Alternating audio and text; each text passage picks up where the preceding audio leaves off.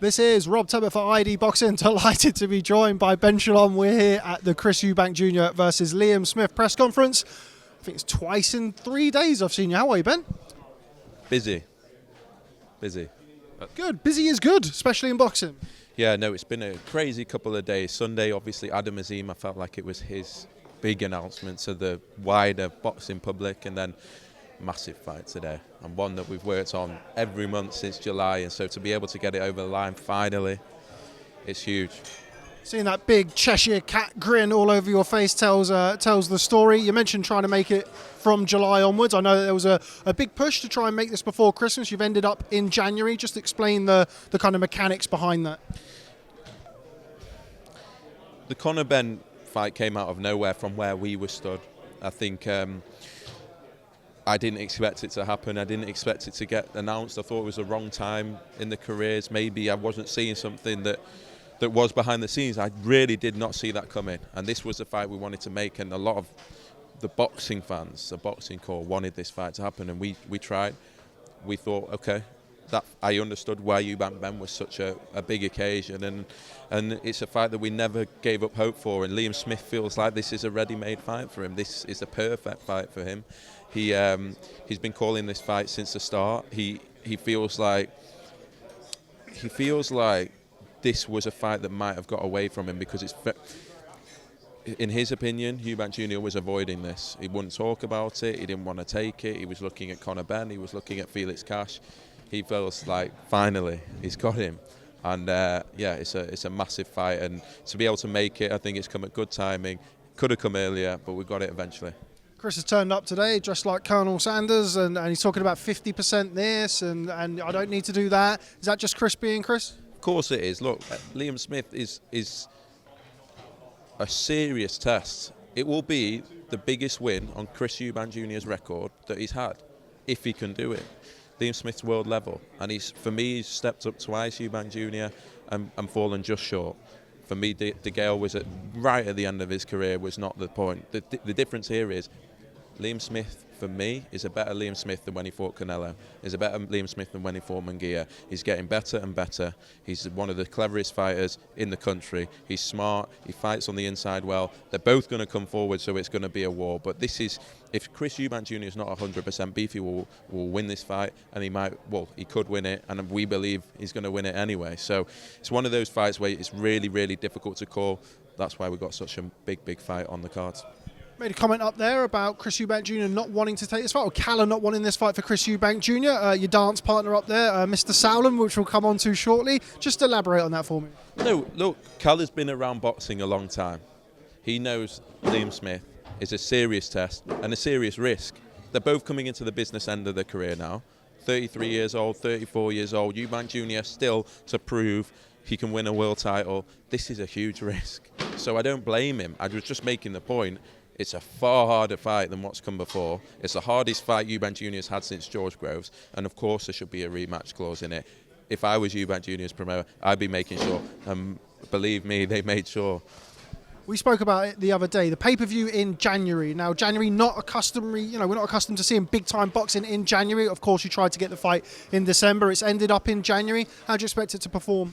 I think it's going to be a fight that captures British boxing imagination. You've got, for me, the biggest star outside of the heavyweight division in Chris Eubank Jr., the biggest crossover star. And you've got Liam Smith, former world champion, a fighter that's got a massive name in himself in the Northwest from another massive fighting family. It's got all the ingredients to be an absolute classic. But yeah, there's so much on the line for both fighters. Anyone can see that.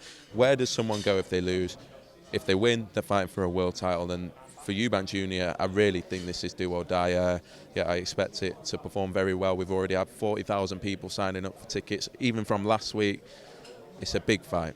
It's a big fight in boxing. It's a fight that boxing fans wanted to see. We never want to charge where we don't have to, but sometimes the fight's too big and too expensive to not. At the end of the day, if there's a choice between putting a fight on like this and not putting on the fight like this, we have to put it on. And I think for me, when it's a 50-50, when there's that much on the line, when you don't know what's going to happen, and there's two names that really are names in their own right, you can't really complain when it's pay-per-view. kind of feels fitting when you talk about Chris Eubank Jr. at the minute to talk about drug testing. What's the drug testing situation for this fight? Yeah, VADA testing will be in force, as it should be. And but these guys are no problems there. Liam Smith's been a very, very vocal critic of everything. He lives and dies by this sort of stuff. I respect him a lot for that. And he wants VADA. Eubank Jr. wants VADA. I think they wanted to make a point of that. And yeah, they're both ultimate professionals, these two, and I expect a very, very big fight. And once more is, people talk about the size difference. Liam Smith will come in, I believe, into the ring heavier than Eubank Jr. You see them up there, they're the same height, they look similar sizes. Liam Smith's now struggling to make 154. He should be fighting at middleweight, in my opinion. Eubank Jr. shouldn't be fighting above middleweight.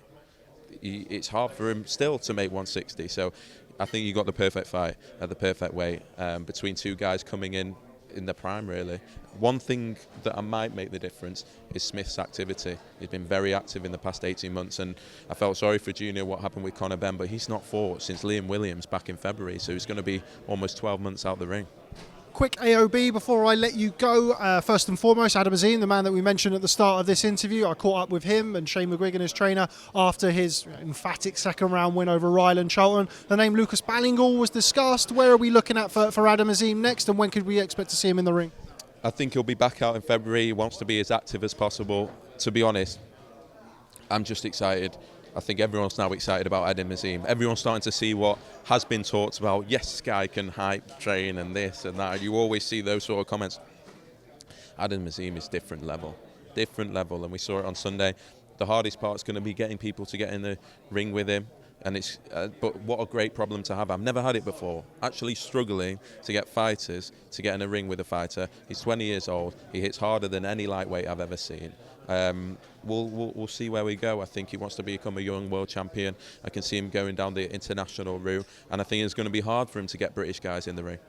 Got Adam Azim, the man who just walked past us there, Vidal Riley, Caroline Dubois. You've been in the big seat for a little while now, and you've got this blossoming young talent coming through. Future's looking bright for Boxer on Sky Sports. Yeah, it's where we've focused on. We want to focus on the young talent. We want to bring the superstars. I want you to be asking me about Adam Azim and Vidal Riley and Ben Whittaker and Fraser Clark, because we need new names in the sport, and that was the agenda when we got in. It was, let's bring through the top talent, because there is some seriously good talent.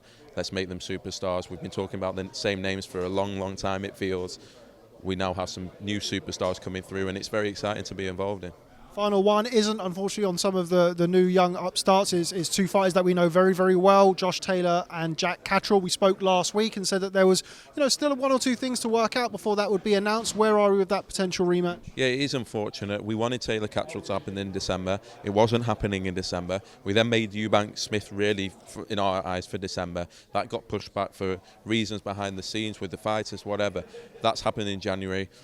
Taylor Catterall will happen, but it will happen at the right time, and it will happen in the first few months of next year.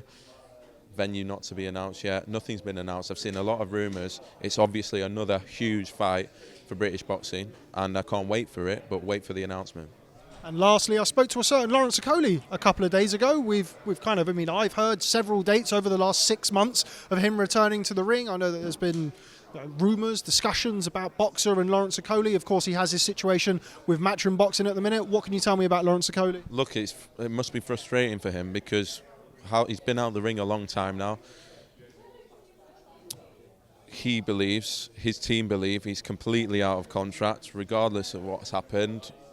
I know they've been approaching not just us, other promoters, and I'm sure he'll be back in the ring next year. But ultimately, that's a situation for him, his team, Matchroom, and I hope it gets sorted out, because no one wants to see that. Everyone wants to see our best fighters fighting as often as possible on the platforms as big as possible, and he's one of our few world champions, so hope to see him out next year.